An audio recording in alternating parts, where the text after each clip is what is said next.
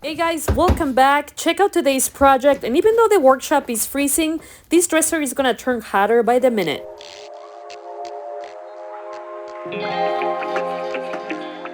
Check out this mid-century modern style dresser that it's not in bad condition at all. The only part that was painful to watch was this one handle. I think these handles are sensational.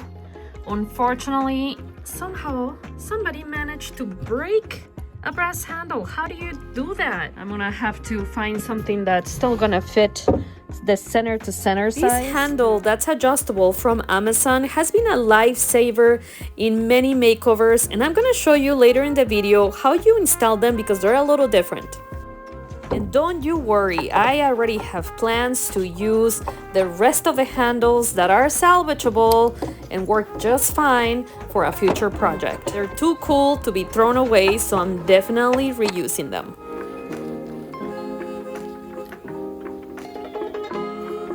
I know it looks sunny and all, but it's 34 degrees and I'm gonna put my big girl pants and sand it. While I clean the dresser using a little bit of dish soap and water, let me tell you that my husband and I have been talking for some time about adding a heater to the workshop, aka car garage. This involves hiring a professional that's gonna run a gas line from our kitchen all the way to our car garage, and in order to do that, the person needs to cut holes in the walls. I'm not mentally ready for that yet. So you guys know that cleaning means inspecting your piece time, and I just noticed that. So we're gonna be gluing that. I also noticed another thing over here, and that is that the screw came out of the drawer guide. So yeah, we have to make sure we screw that in. But it wasn't that simple. I tried using two different size screws, but the hole was apparently too big, so I needed to fill it. After seeing another refinisher using Q-tips, I thought it was so creative and the perfect solution for a nut size hole like this one. A couple hours later, I cut down the Q-tips so that the surface was flush. We'll try adding a different screw size later. Thankfully, and as far as I can tell, the scratches on the surface are superficial. So I think I'm gonna try to keep this tall guy in its beautiful natural state. As luck would have it, and as the original finish started to come off, I became aware of some veneer being lighter in shade in comparison to the rest of the dresser. But regardless of where I sanded, whatever I was finding underneath that old finish looks so beautiful.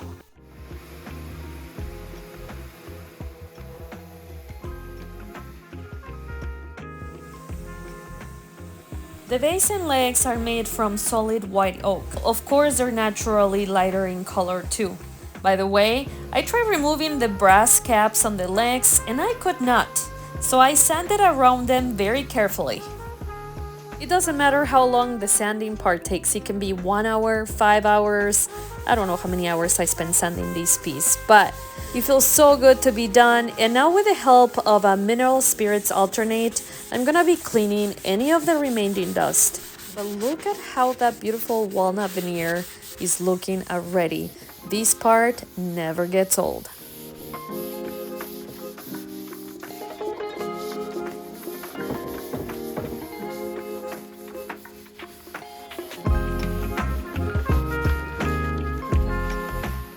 Remember the Q-tip trick? Well, it worked and now we have a screw in place. I had a small piece of veneer fly off while I was cleaning this back corner, and with the help of this instant adhesive, I'm gonna be reattaching it. Then I secured it in place using a piece of tape and waited a few minutes for it to dry.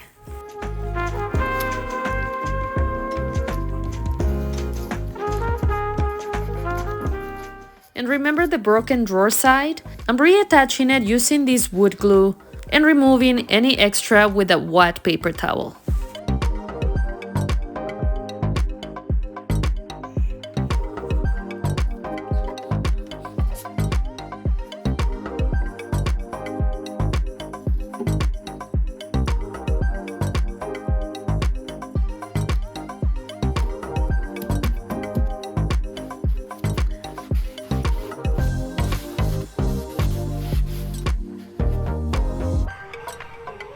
Let's match the solid white oak and the lighter veneer areas to the rest of the dresser.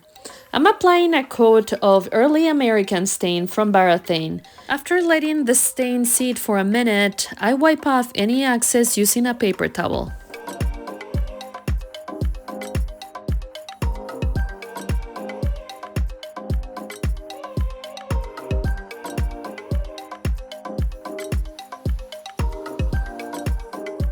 If you're new or you've been here for a while, just so you know, I've never claimed to be the neatest furniture refinisher. And as I'm applying the stain to the vase, some of that stain starts getting on the bottom of the dresser, and I couldn't leave it looking like that.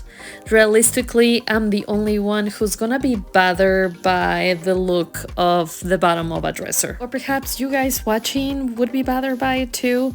I don't know, but I decided to stain the whole thing. I mean, look how much better it looks, don't you agree?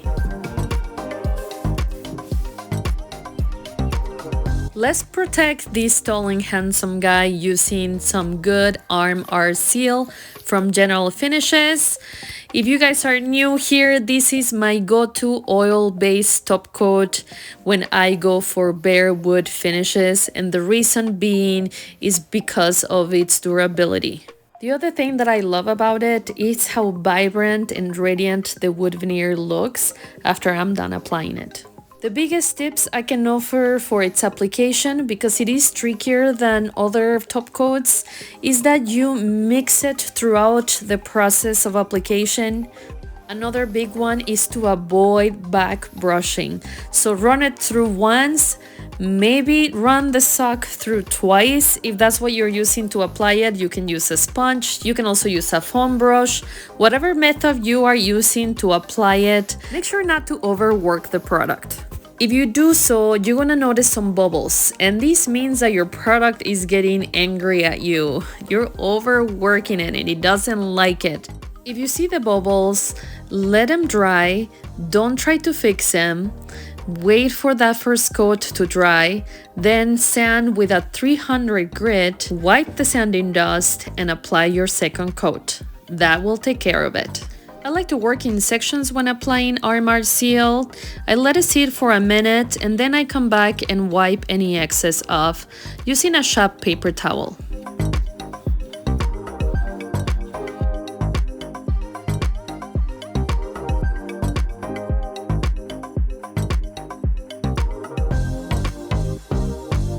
Case, one of the handles broke, so I had no option but to change the hardware. Anytime I want to keep the wood grain intact, I don't want to drill any new hardware holes, I like to use these adjustable pulls. They're modern and I'm going to show you how to put them on. Each handle comes with a couple of fasteners. You have two sizes depending on how thick your drawer is, a couple of washers, and these thread knots. I already measure how thick my drawer is, so I'm gonna use this small one. Slide the fastener in. I have to leave it loose in the front here, and on the back I'm gonna put the washer. I'm gonna put the nut in the back. I'm not gonna tighten it. The same thing on the other side. Then all you have to do is slide the handle all the way across and tighten it with these little tools that I'm gonna show you in a second. Well, you can see, but sliding it right through. And now that I know what my center is, I'm gonna use this adapter tool.